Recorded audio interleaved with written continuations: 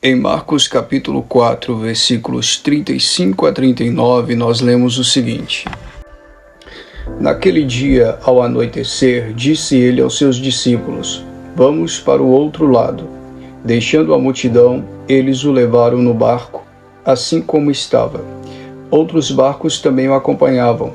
Levantou-se um forte vendaval e as ondas se lançavam sobre o barco, de modo que este ia se enchendo de água.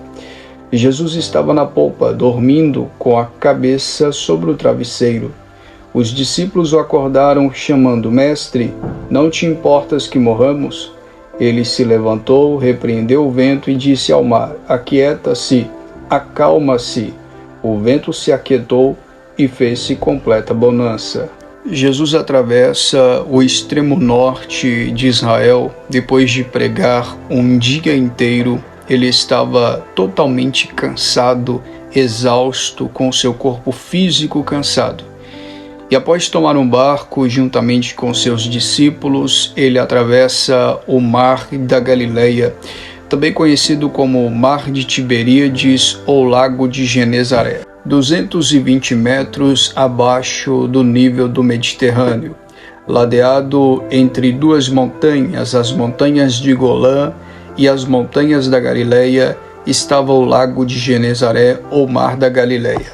No extremo norte da Galileia estava o Monte Hermon, um monte íngreme alto que quase sempre ficava coberto de neve, e muitas vezes os ventos frios e gelados batiam no pico da montanha e desciam blocos de neves terríveis e de gelos sobre a superfície do Mar da Galileia, ou Lago de Genezaré, provocando assim várias tempestades e várias ondas frenéticas em grandes movimentos naquela região. No entanto, o nosso Senhor Jesus, o Deus Todo-Poderoso ali encarnado, estava deitado por um travesseiro na polpa do barco e dormia tranquilamente em meio a uma profunda e tremenda tempestade.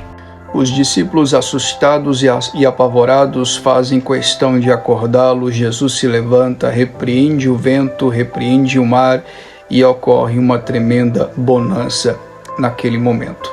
A nossa história terminará aqui de maneira bonita e de maneira singela. Todavia, a pergunta que fica é: Jesus repreendeu os fenômenos físicos que ocorreram ali, o pico da montanha do Monte Hermon descendo com ventos gelados, com geleiras e caindo sobre a superfície do mar, provocando tempestades, ou Jesus repreendeu de forma espiritual demônios que queriam atrapalhar a sua viagem missionária?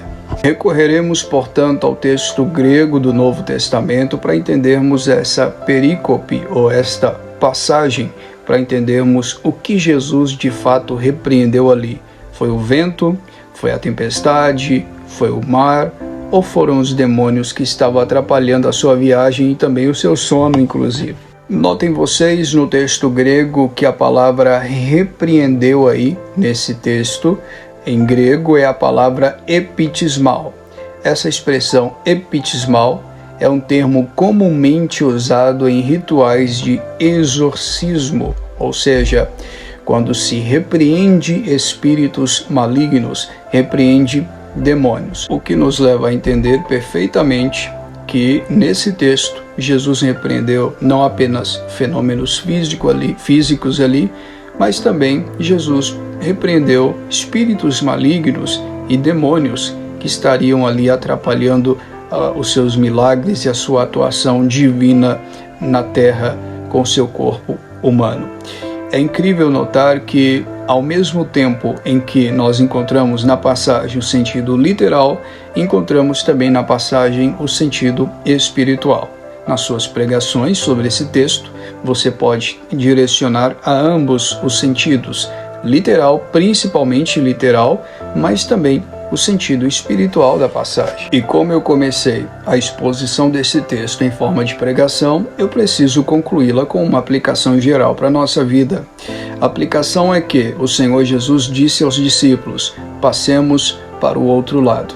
Se o Senhor Jesus disse passemos, nós estamos confiantes na sua palavra. passemos. O Senhor Jesus, ele não prometeu vida boa e farta, abençoada para ninguém. O que ele prometeu é, passemos. Ele não disse o que faria do outro lado para os discípulos, ele disse, passemos.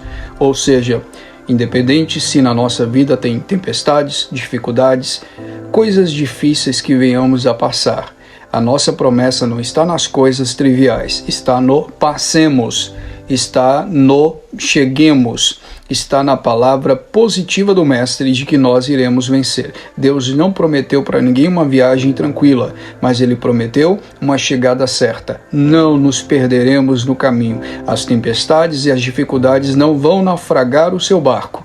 Você chegará do outro lado, porque o céu é logo ali. E se Ele está conosco no barco, nenhum daqueles que o seu filho comprou na cruz do Calvário há de se perder. Confie e creia nessa promessa de salvação.